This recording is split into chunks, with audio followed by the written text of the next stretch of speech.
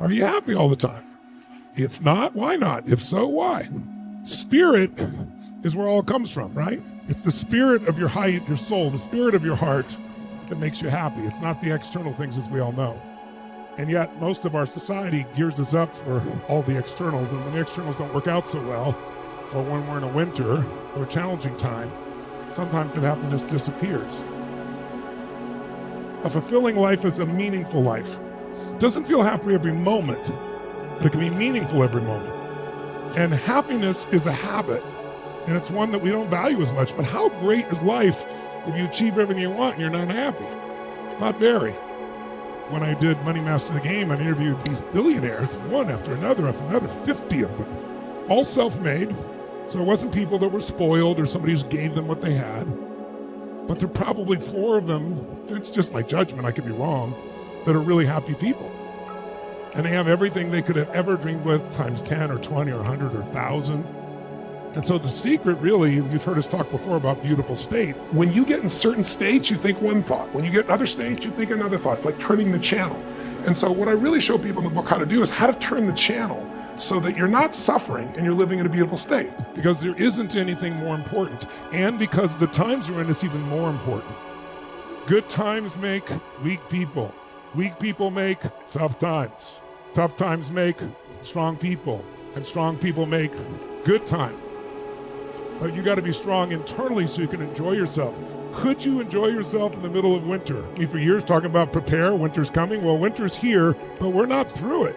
And the worst part, the more challenging parts of winter still are coming. And this season called winter, we all experience it. You've had winters in your emotions, you have winters in your relationships, but this type of external winter is much more intense externally, which means if you don't manage the inside, it's going to be a rough road. But if you manage the inside, it could be the most beautiful time of your life. So I'm not here to say, be happy, just positive thinking. I'm here to say this is not only a survival, but a thriving tool. This is the tool this week you want to really envelop yourself. This is the time to recharge, to re-engineer yourself. Because if you think about it, if you and I are going to run a race, you're going to go like a Baja race. They go 1,000 miles across the desert, and you take your beautiful Mercedes to do that. It ain't going to work. Mercedes is an expensive car. It's a beautiful car. It's a well-made car. It'll be destroyed in that race. You will not finish the race. You have to have it be adapted, re-engineered to go 1,000 miles in the desert. And I'm suggesting to you this idea of fulfillment, this idea of being able to find happiness or even joy.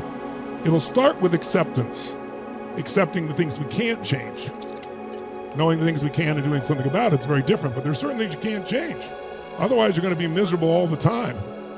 And once you get to acceptance, you can find appreciation. Once you find appreciation, you can start to find something to actually perhaps love or enjoy or be grateful for. And the more we do that, we develop these habits, then in the middle of winter, you're going to have a killer time. And more importantly, your state will envelop the people you love. Your state will be the leader. You will drive the state by your example because it'll be so rare. There's lots of different kinds of happiness. You can have rock star happiness. You all know what that is. That's just pure pleasure. You get what you want. That's rock star happiness. How long does it last? You get what you want. You're so excited. You get it. How long are you excited? How long are you happy? 10 years from that moment? A year? 6 months? A few hours? It's nice. What's the second kind of happiness?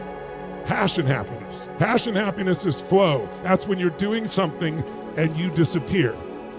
It's when you do something you love and you disappear. You're doing something for your family, your kids, or your work or something, and you're so into it that just you're in this flow state. And that's a beautiful, beautiful form of happiness. And you can have that in any season. But then there's a higher level of happiness that has greater duration, and that's purpose happiness. When you feel like you've got a purpose beyond yourself, when you're trying to serve something beyond yourself, you won't be worried about winter so much. It's like someone dies in the family and a bunch of people go into grief, and one person, they don't seem to go into as much grief because they're busy taking care of everybody else.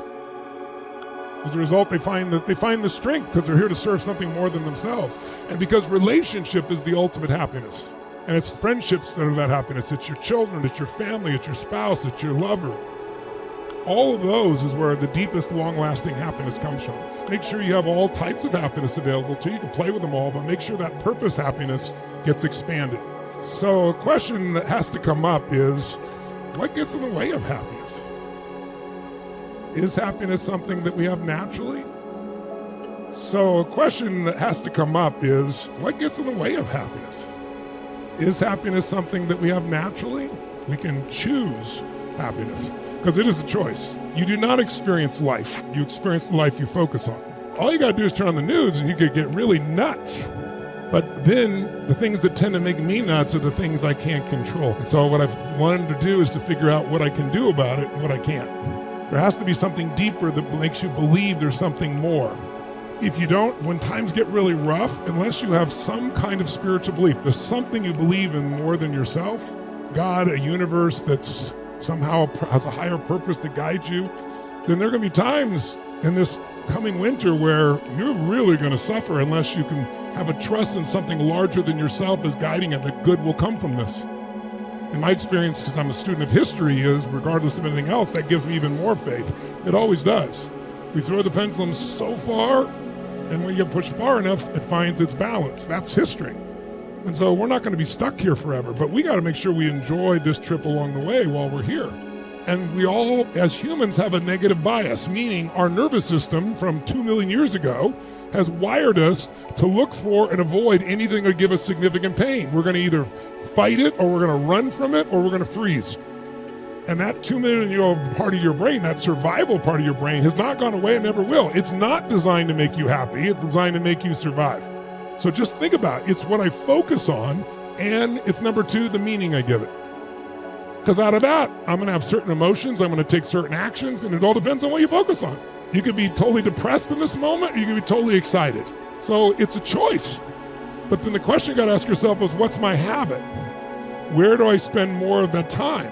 And it doesn't take a lot of time on the negative bias, since it's natural for the brain, for it to start to become overloaded, where you stack so many things. Most people are doing a negative flood almost every single day. And it doesn't matter how smart you are, because today the acceleration of the negative, by nature in winter, there is more attitude of negativity, regardless of the activity. It just becomes the standard. I must understand where the world is, not just where my world is. The biggest thing that creates stress is we're expecting people to behave a certain way, to treat us a certain way, to talk a certain way, to love a certain way. But even the ones closest to you have their own model of the world. And unhappiness can be defined as having expectations that others are going to live, respond, and react the way you want them to. If there's a secret to beautiful state, it's giving up that thought that anyone has to do things a certain way for you to be happy. As long as your husband, your wife, your boyfriend, your girlfriend, your kids, your parents, your coworkers, your associates, your employees have to behave a certain way for you to be happy, you will not be happy. Because let me tell you what people are going to do. People are going to do what they do. I'm not disappointed anymore. I know people are going to do things. I know people are going to betray, and then I find softer language from it. They're going to not keep their word. I know people are going to say one thing and do another. People are going to lie. I know good people are going to make dumb mistakes, including me. So as long as I know that, I don't have an expectation. All of your happiness is destroyed by your expectations. Some of you know your expectations. Many of you are unaware of your expectations. You just think that's what life is supposed to be like. And when it doesn't match, you're mad. It's really the conflicts of how we think it's supposed to be. So our happiness, the only way to have our happiness long term is to have expectations that are authentic. And here's the authentic expectation. People are going to do what they're going to do, and it's not going to be what you expect a good deal of the time. It's not going to be what they promise, and you can be pissed off and moralistic, and you can judge them and feel better about yourself, but that's not going to make you one miserable person.